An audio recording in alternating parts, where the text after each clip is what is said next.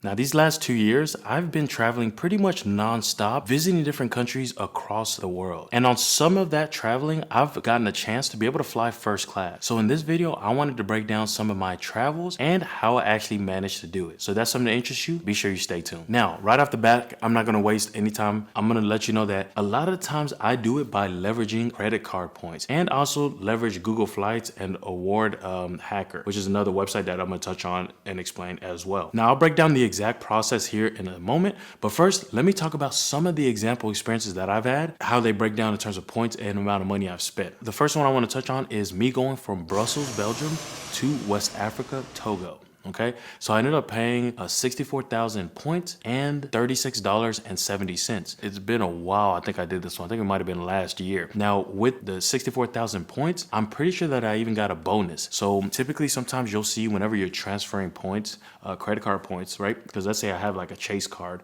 and I want to transfer my points to an airline. Every once in a while, they run like promotions where they say, transfer your points today and get a 30% bonus. So if you transfer 10,000 points, they'll add you 3,000 points on top of it. So you, in total, you just transfer 10,000 points. And then whenever you log into your portal at the airline, it shows that you have 13,000 points. I'm pretty sure I had some sort of offer like that with this one, but I do know my total was 64,000 points and $36.70. Okay. And this was dope, man. I was at I flew with Brussels Airlines, I believe, and I got to go into they have a really nice lounge in Belgium and in the capital. Super dope. It was super nice. It was like a partnership they did with like Lexus. So you would see like Lexus concept cars everywhere and stuff. Is really, really dope experience. And the flight was about, I think, 7 hours or something like that. So pretty reasonable price for a 7-hour flight. Another one I did was DFW to Guatemala. And this was in business as well. And it cost me 22,000 points and I paid $5.60. That you can already imagine how crazy that sounds, right?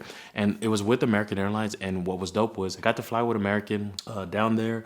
And I got to get into their lounge that they have at the DFW airport, which was pretty nice as well. This was an early morning flight. So I went there, had breakfast and stuff, and was just working on my laptop. Then I hopped on the plane and headed down. It's with these experiences and me using credit card points that I realized how clutch lounges are. Because you can pull up, you can get to the airport early. You're going to have a comfortable place to work and just get stuff done while you're already checked in and everything. So it just makes the travel experience a lot smoother as opposed to me when I'm flying like regular without getting like lounge access, finding like an economy ticket or whatever. I typically feel like coming later just because I don't like sitting around at the airport. I feel like I'm not doing anything. And a lot of times maybe I find a seat at the airport, but I'm not as productive as I normally am because, there's like going on around me. Maybe I'm not in a comfortable place, whatever the situation may be. But with the lounges, you can find there's really some nice lounges out there where you might even see situations where they might even have a sleeping area or something. So if you're tired, you might be able to go to sleep, things like that. And so that's really kind of what's got me thinking about it. Another experience that I had is the one I'm currently on. I'm actually down in Cape Town, South Africa. And so I went from Paris to South Africa. I paid 47,000 points and 308 euros. I actually got a 30% bonus on the points. I think I spent it must have been, I can't remember exactly, but I think I put like 30,000 or about 30,000 points, but it was a little more than that. I can't remember the exact total of points I used, but to actually get the flight, I needed 47,000 points and 308 euros. Okay. So that was pretty dope. And this flight was probably one of the longest flights I've taken. I want to say it was like 11 or 12 hours, something crazy like that. Because I'm literally going from Europe to the very bottom of Africa. That's where I'm at now. But anyways, it's been dope here, man. It's like, it was definitely worth the flight. And I'll be shooting a video about my 1 month experience in Cape Town, South Africa as well. So be sure that you subscribe so you don't miss that as well. So how does this work? What do you need to do? Well, first, what you'll want to do is you'll want to get a credit card. You want to make sure that you get ones that you can easily integrate into your everyday life. I think that's probably the biggest important, right? You got to be able to integrate it into your personal and your business life, depending on what type of cards you get. And two, you want to make sure that I recommend the Chase or the Amex. Those be one of the first two cards that you get if you're able to, because they have they're gonna have a lot more transfer partners. Because with the points, you're gonna see that you're gonna be able to transfer them to specific partners or specific airlines, and they typically have the most from what I've seen at least. But you want to make sure that you can integrate it into your everyday life, because I look at it like this. A lot of people are gonna tell you, get this card. It has a huge sign up bonus, which is usually whenever you get a new card, they say spend $5,000 in the first 3 months and you get 80,000 points, right? 80,000 3,000 credit card points or something like that. And that's always super dope. But I like to look at cards that I know I could use for the long term. And so that's usually the first thing that I'm really looking at, and the first thing I'm really focused on whenever I'm doing anything when it comes to getting a credit card is, can I integrate this and will it make sense for me long term for my business and for my personal use? And just for example, I got the Amex Gold card and it's been great. It's a little harder now because I'm moving around so much. Especially when I was in the US, it was a great card because I was able to get 5x points, 4 or 5x points. I can't remember exactly. I think it was 5x points at grocery stores. So I would go to a neighborhood Walmart. It doesn't work at the super centers, but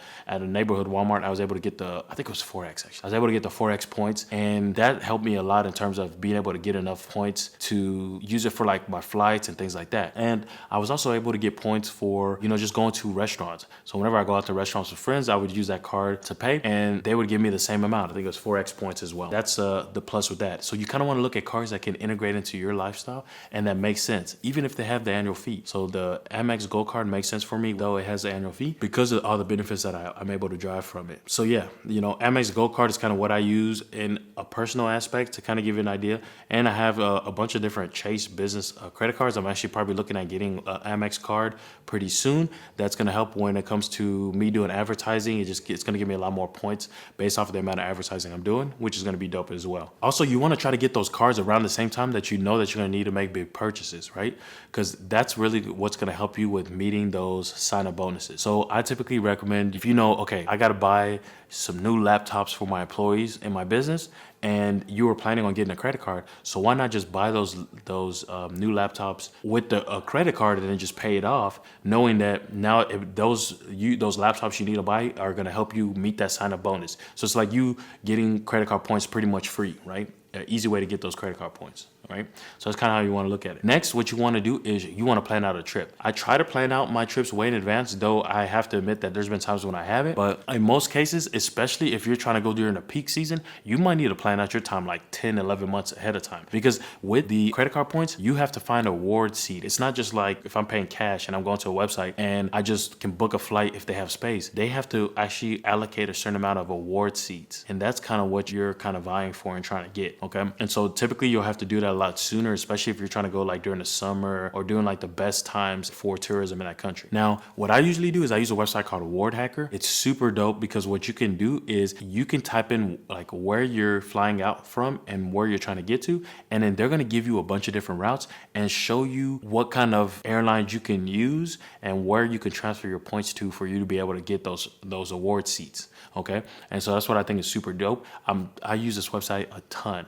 I kind of leverage that, and I leverage like Google Flights, and there's another website I'm blanking out on the name. I think it's like Flight Connections or something, just to give me an idea what direct flights I can take or what other areas I can go to, because there's a thing called repositioning. So sometimes I might buy a flight to Miami because I know that if I get to Miami, then from there I can get an award. I can use my credit card points to get a better deal on a flight overseas. That's going to be like a 9-hour flight or something, or 8-hour flight. And so all that stuff you can really do easy by using Award Hacker and using Google Flights, as well as the Flight Connections website too. Alrighty, and then once you do that, then you want to actually book the flight.